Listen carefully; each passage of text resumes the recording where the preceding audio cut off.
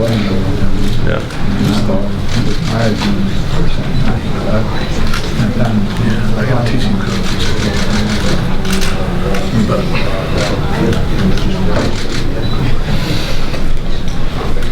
I still tell our story as a scare tactic.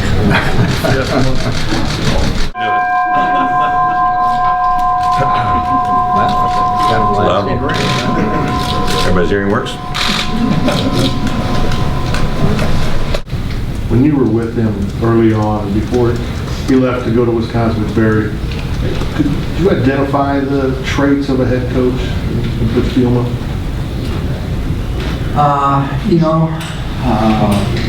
I think, coaches, regardless of the head coaches, assistant coaches, I think they come in all sizes and shapes.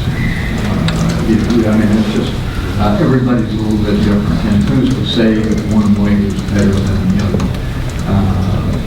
What goes around comes around for a period of time. It's a complex game. It's hard to win all the time. You're not going to win all the time. You're going to have a bad year now and then. And it's not just one way, to do it. I think what I remember now that, was the fact that he was an extremely hard worker. He cared about young people.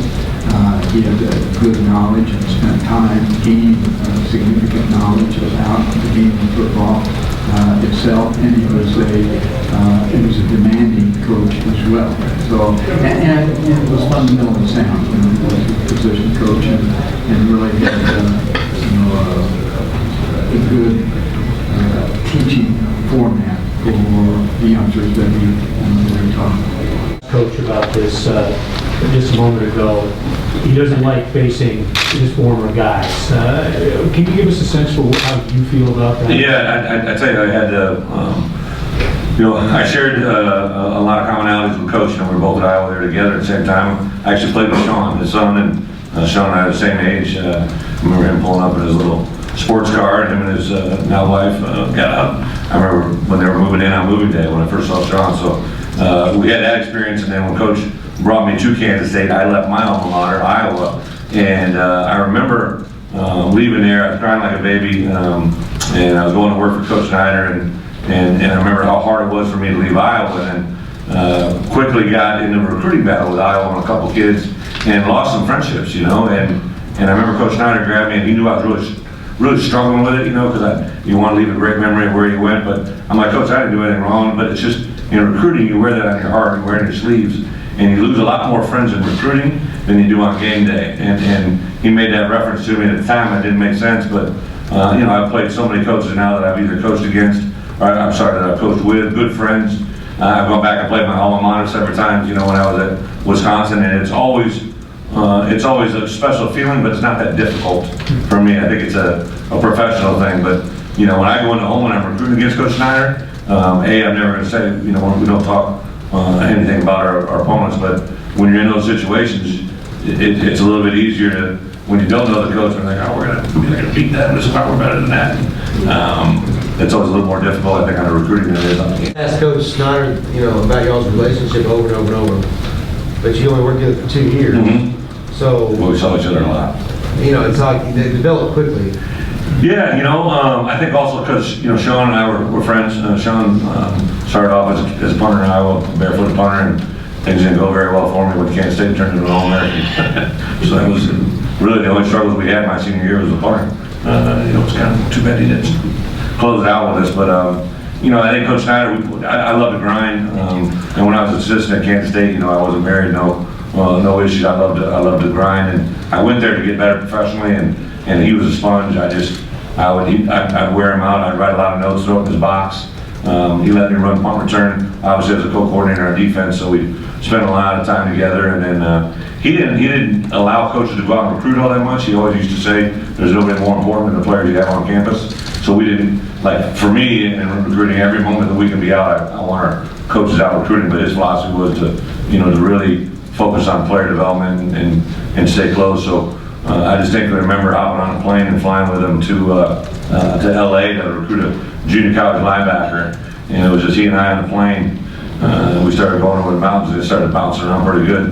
And I was young, I had never really flown on a private plane before, you know, and it started bumping around, and he just kept riding. He had a damn little purple marker, he just kept riding, and finally all of a sudden, you know, it was really bumpy, and he just grabbed the plane seat, and he looked at the pilots and he said, "Calm this down." Like they had any control. You know, that's when I realized he was a real power freak.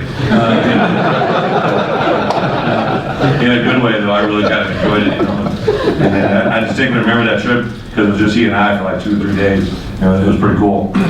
And then he gave me some great advice. I got offered a defensive coordinator job in the Big 12 at a school at that time. It was one of the lone schools that was really doing up tempo. And I went to him and asked him about it, and he said, "You don't want that job for this reason, boom, boom, boom." And, you know, the guy that took it ended up getting fired like a year and a half later, and I was always saying, because he really gave me some great advice.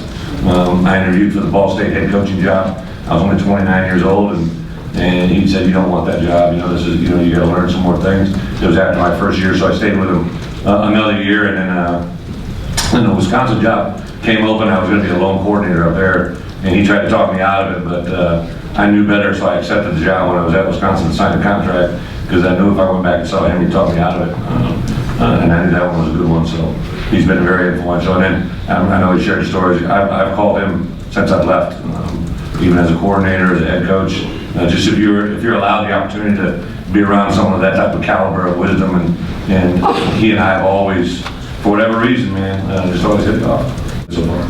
Coach Snyder seems to ask a lot of his assistants have demands that maybe some other coaches don't. Do you have a favorite story, preferably a humorous one, that you had working for him? Coaches, like I've always said, when I went to work for him, I'd already worked for Hayden Fry, I worked for Kurt Ferentz, I worked for Coach Snyder now, and then Barry Alvarez. I mean, 4 guys that literally are Hall of Fame coaches, you know, and everybody always wants to know how each one of them is a little bit different. I would say Coach Snyder was a guy that I learned, you know, the theory of leave no stone unturned, and then go turn them over again, because he's a meticulous detail guy. So if we were playing an opponent, like in January when we get done, and you know, next year, you know, you're going to play your Big 12 schedule, but if the 4 non-conference, we would do probably 3 or 4 scouting reports on those opponents. Every month we would do a new scouting report. He did one in the spring, he did one in the summer, he did one in the fall camp, and then he did one the week of the game. So he ended up doing 4. And at first it seemed intriguing, but after a while it became a little monotonous. I was, this is kind of a devilish side of me. He was on a Nike trip, and I was kind of mad because he was taking the whole week off and we were working. So my co-coordinator and I, Bobby Elliott, found out that it was $1.25 for every sheet that he faxed on the boat.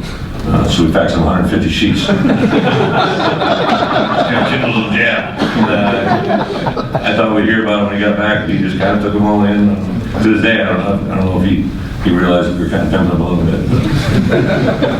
His 50 pages were blank. Would you be sad if it was his last year? I would say that I would be sad because he's done so much for the game, but I want him to enjoy life.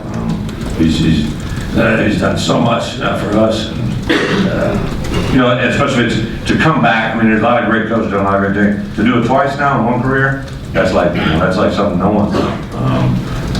To take it from where it's been when he first got there, and then obviously to repeat it again after kind of falling off. I mean, that's huge. But he looks great, man. I mean, the guy does not age. Him and Mo Lattimore, I haven't seen Mo in like 10 years. Mo and him must drink the same juice because they both look the exact same.